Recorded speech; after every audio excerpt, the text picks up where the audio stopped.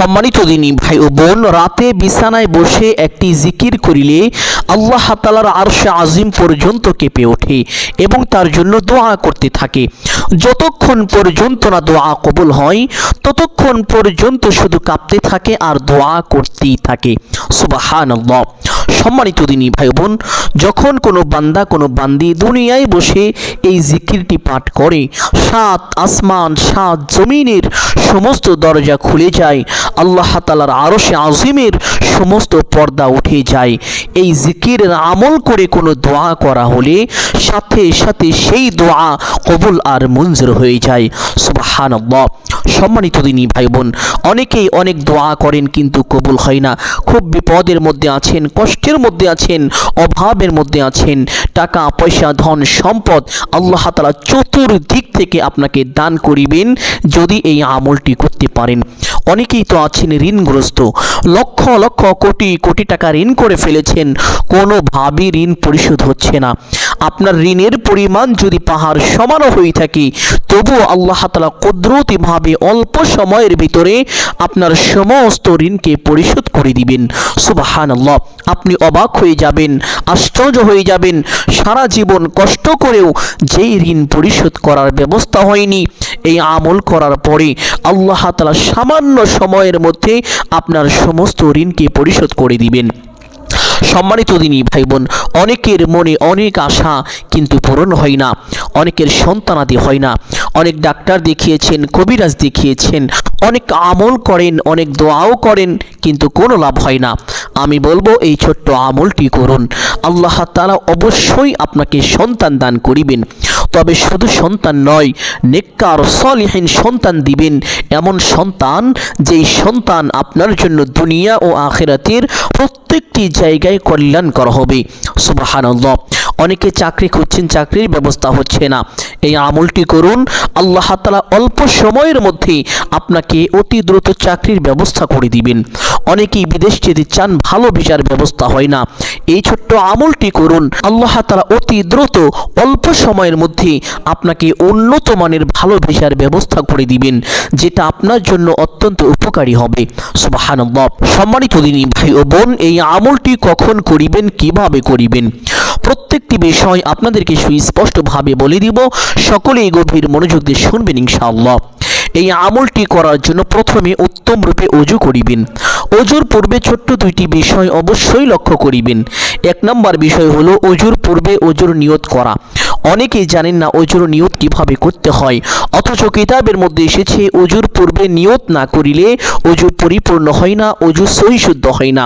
সম্মানিত দিনী ভাই বোন, ওযু পরিপূর্ণ এবং সহিশুদ্ধ হওয়ার জন্য অবশ্যই ওযুর পূর্বে আপনি আপনার মনে মনে এই সংকল্পনা করিবেন, এই ধারণা করিবেন যে এখন আমি আল্লাহ তাআলার সন্তুষ্টির জন্য ওযু করছি, তাহলেই আপনার ওযুর নিয়ত পরিপূর্ণ হবে। অতঃপর বিসমিল্লাহির রহমানির রহিম পাঠ করে ওযু আরম্ভ করিবেন। ওযুর প্রত্যেকটি অঙ্গ প্রত্যঙ্গ গভীর মনোযোগ সহকারে ধৌত করিবেন। চুপচাপ অনর্থক কথাবার্তা না বলে ওযু করবেন, কারণ ওযুর সময় দুনিয়াবি কথাবার্তা সম্পূর্ণভাবে নিষিদ্ধ। সম্মানিত দিনী ভাই ও বোন, ওযু শেষ করে আপনার ডান হাতের শাহাদাত আঙ্গুলটি আসমানের দিকে সোজা করে দিয়ে একটি ছোট্ট কালিমা শুধুমাত্র একবার যদি পাঠ করেন, আল্লাহর নবী মুহাম্মদুর রাসূলুল্লাহ সাল্লাল্লাহু আলাইহি ওয়াসাল্লাম বলেন, আল্লাহ তাআলা আপনার জন্য জান্নাতের 8টি দরজা খুলে দিবেন। আপনি জান্নাতের যেই দরজা দিয়ে ইচ্ছে সেই দরজা দিয়ে সসম্মানে বিনা হিসাবে জান্নাতে প্রবেশ করতে পারবেন। আপনার জন্য কোনো বাধাই থাকবে না। সুবহানাল্লাহ। কতই না সৌভাগ্যবান হবেন আপনি যদি আপনার ব্যাপারে আল্লাহ তাআলা এই সিদ্ধান্ত নেন যে জান্নাতের সমস্ত গেট দিয়ে আপনাকে মেহমানদারি করান। সম্মানিত দিনী ভাই বোন, আপনি যদি এই পুরস্কারটি পেতে চান তাহলে অবশ্যই প্রত্যেক ওযুর পরে ছোট্ট কালিমাটি একবার এইভাবে পাঠ করিবেন, আশহাদু আল্লা ইলাহা ইল্লাল্লাহু ওয়াহদাহু লা শারীকা লাহু وأشهد أن محمدا عبده ورسوله। কালিমাটি পাঠ করা শেষ করে একটি পবিত্র স্থানে চলে যাবেন। এখন কথা হলো এই আমলটি কখন করিবেন। সম্মানিত দিনী ভাই বোন, এই আমলটি করবেন এশার নামাজের পরে রাতে আপনি যখন ঘুমাতে যাবেন তখন এই আমলটি করবেন। ওযু শেষ করে কালিমাটি পাঠ করে আপনার বিছানাটি যেই ঘরের মধ্যে আছে সেই ঘরের মধ্যে চলে যাবেন। গিয়ে আল্লাহর নামে বিসমিল্লাহ বলে ঘরের দরজাটি বন্ধ করে দিবেন। যদি ঘরের জানালাগুলো খোলা থাকে তাহলে আল্লাহর নামে বিসমিল্লাহ বলে জানালাগুলো বন্ধ করে দিবেন। অতঃপর একটি কাপড় দিয়ে বিছানাটি সুন্দরভাবে ঝেড়ে নেবেন। বিছানাটি যদি পবিত্র হয়ে থাকে তাহলে বিছানার উপরে কমপক্ষে 2 রাকাত তাহাজ্জুদের নামাজ আদায় করবেন।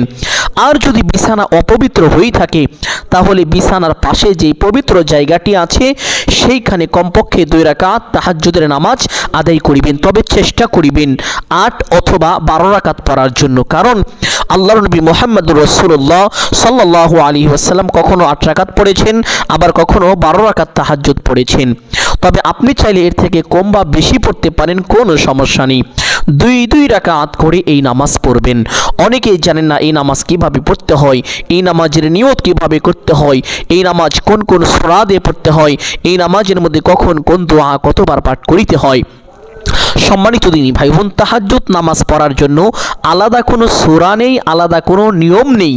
নফল নামাজ যেইভাবে পড়েন ঠিক ওই রকমভাবেই তাহাজ্জুদের নামাজ পড়বেন। তবে নিয়তটি এইভাবে করিবেন, আমি কিবলামুখী হয়ে আল্লাহ তাআলার সন্তুষ্টির জন্য 2 রাকাত তাহাজ্জুদ নামাজ আদায় করিতেছি, বাস হয়ে যাবে। বাকি বিষয়গুলো অন্যান্য নামাজের মতন করেই আদায় করিবেন ইনশাআল্লাহ। নামাজ শেষ করে সেই স্থানে বসবেন। বসে প্রথমে একটি ছোট্ট দুরূদ পাঠ করিবেন, যেই দুরূদের ব্যাপারে আল্লাহর নবী মুহাম্মদুর রাসূলুল্লাহ সাল্লাল্লাহু আলাইহি ওয়াসাল্লাম বলেন, যেই ব্যক্তি দুনিয়ায় একবার এই দুরূদটি পাঠ করে আল্লাহ তাআলা সাথে সাথে ওই ব্যক্তির উপরে 10টি রহমত নাজিল করেন, তাকে বড় বড় 10টি বিপদ থেকে হেফাজত করেন, তার মনের 10টি আশা বাসনা পূরণ করে দেন, তার আমলনামায় কমপক্ষে 10টি নেকি দান করেন, তার জীবন থেকে কমপক্ষে 10টি গুনাহ খাতা ক্ষমা করে দেন।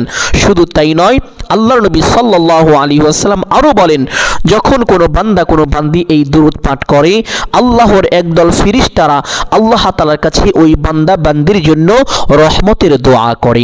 সুবহানাল্লাহ। শুধু তাই নয়, আল্লাহর নবী মুহাম্মদুর রাসূলুল্লাহ সাল্লাল্লাহু আলাইহি ওয়াসাল্লাম বলেন, যেই বান্দা যেই বান্দি দুনিয়ায় এই দুরূদটি বেশি বেশি পাঠ করবে ওই বান্দা ওই বান্দি কাল হাসরের ময়দানে আমি রাসূলের নিকটবর্তী হবে এবং রাসূলুল্লাহ সাল্লাল্লাহু আলাইহি ওয়াসাল্লাম ওই ব্যক্তির জন্য আল্লাহ তাআলার দরবারে সুপারিশ করে তাকে নিরাপদে জান্নাতে পৌঁছে দিবেন। সুবহানাল্লাহ। শুধু তাই নয়, দুনিয়াতে বেশি বেশি দুরূদ পাঠ করিলে আল্লাহ তাআলা আপনার সকল কঠিন কাজকে সহজ করে দিবেন। এই জন্য চেষ্টা করিবেন উঠতে বসতে চলতে ফিরতে যখনই সময় পাবেন বেশি বেশি দুরূদ পাঠ করার জন্য। তবে আমলের সময় কমপক্ষে 3 বার এইভাবে পাঠ করিবেন, আল্লাহুম্মা সাল্লি ওয়া সাল্লিম আলা নাবিয়িনা মুহাম্মদ, আল্লাহুম্মা সাল্লি ওয়া সাল্লিম আলা নাবিয়িনা মুহাম্মদ। দুরূদটি পাঠ করা শেষ করে একটি ছোট্ট ইস্তেগফার পাঠ করিবেন, যেই ইস্তেগফার পাঠ করিলে সাথে সাথে 5টি বিশেষ পুরস্কার পাবেন। 1 নম্বর পুরস্কার, আল্লাহ তাআলা আপনার জীবনের গুনাহ খাতা ক্ষমা করে দিবেন, আপনাকে নিষ্পাপ মাসুম বানিয়ে দিবেন। সুবহানাল্লাহ। 2 নম্বর পুরস্কার, আল্লাহ তাআলা আপনার সংসার পরিবার থেকে সকল অভাব অনটন দূর করে দিবেন এবং টাকা পয়সা ধন সম্পদ দিয়ে আপনাকে সাহায্য করিবেন। অনেকে অভাবগ্রস্ত, অভাব কোনোভাবেই দূর হয় না। বেশি বেশি ইস্তেগফারটি যদি পাঠ করেন আল্লাহ তাআলা সংসার পরিবার থেকে সকল ধরনের সকল রকম অভাব অনটন দূর করে চতুর্দিক থেকে টাকা পয়সা ধন সম্পদ দিয়ে আপনাকে সাহায্য করিবেন। 3 নম্বর পুরস্কার, আল্লাহ তাআলা আপনাকে সন্তানাদি দিয়ে সাহায্য করিবেন। অনেকে আছেন যাদের সন্তানাদি হয় না, হতাশ হয়ে গিয়েছেন, পেরেশানির মধ্যে আছেন, কোনোভাবেই সন্তান হচ্ছে না, বয়স পেরিয়ে যাচ্ছে। আমি বলবো উঠতে বসতে চলতে ফিরতে ইস্তেগফারটি বেশি বেশি পাঠ করুন। অবশ্যই আল্লাহ তাআলা আপনাকে সন্তানাদি দিয়ে সাহায্য করিবেন। তবে শুধু সন্তান নয়, নেককার ও সলিহিন সন্তান দিবেন। সুবহানাল্লাহ। সম্মানিত দিনী ভাই বোন, 4 নাম্বার পুরস্কার, আল্লাহ তাআলা আপনাকে নিরাপদে জান্নাতে পৌঁছে দিবেন। 5 নাম্বার সর্বশেষ পুরস্কার, আল্লাহ তাআলা আপনাকে জান্নাতের নহর থেকে শরবত পান করাবেন। এই 5টি পুরস্কার যদি পেতে চান তাহলে উঠতে বসতে চলতে ফিরতে যখনই সময় পাবেন ইস্তেগফারটি বেশি বেশি পাঠ করিবেন। ইস্তেগফারটি হলো আস্তাগফিরুল্লাহ ওয়া আতুবু ইলাইহি, আস্তাগফিরুল্লাহ ওয়া আতুবু ইলাইহি। আমলের সময় সর্বনিম্ন 3 বার পাঠ করিবেন। ইস্তেগফারটি পাঠ করা শেষ করে একটি ছোট্ট দোয়া পাঠ করিবেন, যেই দোয়ার ব্যাপারে পবিত্র হাদিসের মধ্যে এসেছে। আল্লাহর নবী মুহাম্মদুর রাসূলুল্লাহ সাল্লাল্লাহু আলাইহি ওয়াসাল্লাম সাহাবীদেরকে বলেন, ও আমার সাহাবীরা, তোমরা কি জান্নাতের গুপ্তধন সম্পর্কে জানতে চাও? সাহাবীরা বললেন, ইয়া রাসূলুল্লাহ সাল্লাল্লাহু আলাইহি ওয়াসাল্লাম, আমরা জানতে চাই। নবীজি বললেন, ও আমার সাহাবীরা, তাহলে তোমরা পড়ো, লা হাওলা ওয়ালা কুওয়াতা ইল্লা বিল্লাহ। লা হাওলা ওয়ালা কুওয়াতা ইল্লা বিল্লাহ হলো জান্নাতের গুপ্তধন তথা জান্নাতের খনিজ। সুবহানাল্লাহ। পবিত্র হাদিসের মধ্যে আরো এসেছে, লা হাওলা ওয়ালা কুওয়াতা ইল্লা বিল্লাহ হলো 70টি রোগের মহা ঔষধ, আর তার মধ্যে সবচেয়ে ছোট রোগ হলো বান্দার অভাব অনটন। সম্মানিত দিনী ভাই বোন, আপনার অভাব যদি দুনিয়া পরিমাণও হয়ে থাকে তবু আল্লাহ তাআলা তা দূর করে দিবেন যদি এই ছোট্ট দোয়াটি সহি শুদ্ধ করে পরিপূর্ণ মহব্বতের সাথে এইভাবে পাঠ করিতে পারেন। লা হাওলা ওয়ালা কুওয়াতা ইল্লা বিল্লাহ। যখন কোনো বান্দা দুনিয়ায় বসে লা হাওলা ওয়ালা কুওয়াতা ইল্লা বিল্লাহ এই ছোট্ট দোয়াটি পাঠ করে, 7 আসমান 7 জমিনের মধ্যে যতগুলো রহমতের দরজা আছে, যতগুলো বরকতের দরজা আছে, কল্যাণের দরজা আছে, রিজিকের দরজা আছে, সমস্ত দরজাগুলো আল্লাহ তাআলা তার জন্য খুলে দেন। ওই বান্দা যা চায় আল্লাহ তাআলা তাকে তাই দান করেন এবং আল্লাহ তাআলার জিম্মায় তার নামটি লিখে নেন। কেউ চাইলেও তার ক্ষতি করতে পারে না, তাকে কোনো বিপদে ফেলতে পারে না। সম্মানিত দিনী ভাই বোন, এই জন্য আমলের সময় ছোট্ট দোয়াটি সর্বনিম্ন 3 বার এইভাবে পাঠ করিবেন।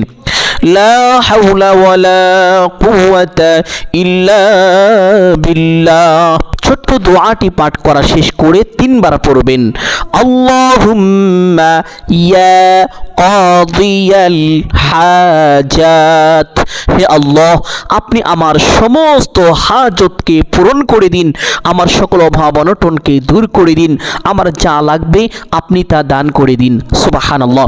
এই চমৎকার অর্থবোধক দোয়াটি এইভাবে পাঠ করিবেন 3 বার, আল্লাহুম্মা ইয়া কাদিয়াল হাজাত। অতঃপর 3 বার পড়বেন, আল্লাহুম্মা ইয়া হাল্লালাল মুশকিলাত। হে আল্লাহ, আমার সমস্ত পেরেশানি দূর করে দিন, সকল কষ্ট কাঠিন্য দূর করে দিন। সুবহানাল্লাহ। এই চমৎকার অর্থবোধক দোয়াটিও 3 বার পাঠ করিবেন, আল্লাহুম্মা ইয়া হাল্লালাল মুশকিলাত। সকল দুঃখ কষ্ট পেরেশানি আল্লাহ তাআলা দূর করে দিবেন। অতঃপর 100 বার পাঠ করিবেন সেই জিকিরটি, যেই জিকির পাঠ করিলে 7 আসমান 7 জমিনের সমস্ত দরজা খুলে যায়, আল্লাহ তাআলার আরশে আজিমের সমস্ত পর্দা উঠে যায়। যেই জিকিরের আমল করে কোনো দোয়া করা হলে সাথে সাথে সেই দোয়া কবুল আর মঞ্জুর হয়ে যায়। সুবহানাল্লাহ। আর তা হলো লা ইলাহা ইল্লাল্লাহ। পবিত্র হাদিসের মধ্যে এসেছে, আল্লাহর নবী হযরত মুসা পয়গম্বর আলাইহিস সালাম একবার আল্লাহ তাআলাকে বলেছিলেন, হে আল্লাহ, আপনি আমাকে এমন একটি দোয়া শিখিয়ে দিন যেই দোয়ার মাধ্যমে আমি আপনাকে স্মরণ করিতে পারবো, আমি আপনার জিকির করিতে পারবো। আল্লাহ তাআলা তখন হযরত মুসা পয়গম্বর আলাইহিস সালামকে এই জিকিরটি শিক্ষা দিয়েছিলেন, আর তা হলো লা ইলাহা ইল্লাল্লাহ। পবিত্র হাদিসের মধ্যে আল্লাহর নবী মুহাম্মদুর রাসূলুল্লাহ সাল্লাল্লাহু আলাইহি ওয়াসাল্লাম বলেন, 7 আসমান 7 জমিন এক পাল্লায় রাখা হলে অপর পাল্লায় লা ইলাহা ইল্লাল্লাহ রাখা হলে তাহলে লা ইলাহা ইল্লাল্লাহর পাল্লাটাই বেশি ভারী হয়ে যাবে। সুবহানাল্লাহ। আরেকটি হাদিসের মধ্যে এসেছে, যেই বান্দা যেই বান্দি দুনিয়াতে বেশি বেশি পাঠ করিবে লা ইলাহা ইল্লাল্লাহ, মৃত্যুর সময় তার কালিমা নসিব হবে, আর মৃত্যুর সময় যার কালিমা নসিব হবে তার জন্য জাহান্নাম হারাম এবং জান্নাত ওয়াজিব হয়ে যায়। সুবহানাল্লাহ। শুধু তাই নয়, কাল হাসরের ময়দানে কঠিন ভয়াবহ পরিস্থিতির মধ্যে যখন কোনো ছায়া থাকবে না, সমস্ত মানুষের মাথার আধা হাত উপরে সূর্য থাকবে, মানুষের মাথার মগজগুলো তাপের কারণে টকবক করতে থাকবে, মোমের মতো গলতে থাকবে, এমন ভয়াবহ কঠিন পরিস্থিতিতে শুধুমাত্র একটি ছায়াই থাকবে, আর তা হলো আল্লাহ তাআলার রহমতের আরশের বিশেষ ছায়া। আর ওই দিন আল্লাহ তাআলা ওই ব্যক্তিকে তার রহমতের বিশেষ আরশের ছায়া দান করিবেন। সুবহানাল্লাহ। কতই না সৌভাগ্যবান হবেন আপনি যদি সেই কঠিন ভয়াবহ পরিস্থিতির মধ্যে আল্লাহ তাআলার রহমতের ছায়ার নিচে থাকতে পারেন। সম্মানিত দিনী ভাই বোন, শুধু তাই নয়, আরেকটি হাদিসের মধ্যে এসেছে, যে ব্যক্তি দুনিয়াতে বেশি বেশি পাঠ করিবে লা ইলাহা ইল্লাল্লাহ, ওই ব্যক্তি হাসরের ময়দানে এমন ভাবে উপস্থিত হবে যেন তার জন্য জাহান্নাম পর্যন্ত হারাম হয়ে গিয়েছে। সুবহানাল্লাহ। আরেক হাদিসের মধ্যে এসেছে, লা ইলাহা ইল্লাল্লাহ দাখালাল জান্নাহ, যেই ব্যক্তি একবারও পড়বে লা ইলাহা ইল্লাল্লাহ, সেই ব্যক্তি অবশ্যই আল্লাহর জান্নাতে প্রবেশ করবে। সম্মানিত দিনী ভাই ও বোন, এই জন্য উঠতে বসতে চলতে ফিরতে যখনই সময় পাবেন এই দামি গুরুত্বপূর্ণ জিকিরটি বেশি বেশি পাঠ করিবেন। লা ইলাহা ইল্লাল্লাহ, লা ইলাহা ইল্লাল্লাহ। আমলের সময় 100 বার 100 বার জিকিরটি পাঠ করার পরে আবার সেই দুরূদটি পাঠ করিবেন, আল্লাহুম্মা সাল্লি ওয়া সাল্লিম আলা নাবিয়িনা মুহাম্মদ। অতঃপর দোয়া মুনাজাত করবেন এইভাবে, আলহামদুলিল্লাহি রাব্বিল আলামিন ওয়াসসালাতু ওয়াসসালামু আলা সাইয়্যিদিল আম্বিয়াই ওয়াল মুরসালিন। অতঃপর আপনার যাহা কিছু প্রয়োজন সমস্ত কিছু আল্লাহ তাআলার কাছে চাইবেন। চাওয়া শেষ করে একবার বলবেন, হে আল্লাহ, আপনার হাবিবের উসিলা করে আমার দোয়া মুনাজাত কবুল আর মঞ্জুর করে নিন। অতঃপর 3 বার বলবেন, আমিন আমিন আমিন বিরহমাতিকা ইয়া আরহামার রাহিমিন। দোয়া মুনাজাত শেষ করে একবার পড়বেন সাল্লাল্লাহু আলাইহি ওয়াসাল্লাম, সাথে সাথে আপনার দোয়া আল্লাহ তাআলার আরশে আযমে পৌঁছে যাবে, দোয়া কবুল আর মঞ্জুর হয়ে যাবে। এইভাবে যদি এই আমলটি করতে পারেন, কপাল খুলে যাবে, ভাগ্য পরিবর্তন হয়ে যাবে, জীবনের সকল অভাব অনটন দুঃখ কষ্ট পেরেশানি সাথে সাথে দূর হয়ে যাবে এবং চতুর্দিক থেকে টাকা পয়সা ধন সম্পদ আসতে থাকবে। বিশেষ করে যেই দিন এই আমলটি করবেন ওই দিন থেকেই আপনার সংসারের উন্নতি শুরু হয়ে যাবে। সম্মানিত দিনী ভাই ও বোন, আমি আশা করছি আজকের এই আমলটি আপনাদের সকলের জন্য অত্যন্ত গুরুত্বপূর্ণ এবং উপকারী ছিল। অতএব সকলকে বলবো সদকায়ে জারিয়ার উদ্দেশ্যে কমপক্ষে একটি হলেও শেয়ার করে দিবেন। যদি আলোচনাটি ভালো লাগে অবশ্যই ভিডিওতে একটি লাইক করবেন, কমেন্টে আমিন বলে দোয়ায় শরীক থাকবেন। যারা এই চ্যানেলের নতুন দর্শক রয়েছেন চেষ্টা করিবেন চ্যানেলটি সাবস্ক্রাইব করে রাখার জন্য। সকলের জন্য অন্তর থেকে দোয়া করি আল্লাহ তাআলা সকলকে ভালো রাখুন, সুস্থ রাখুন, জানে মানে কামায় রুজিতে প্রচুর পরিমাণ বরকত দান করুন। সকলেই বলি আমিন সুম্মা আমিন। আসসালামু আলাইকুম ওয়া রাহমাতুল্লাহি ওয়া বারাকাতুহু।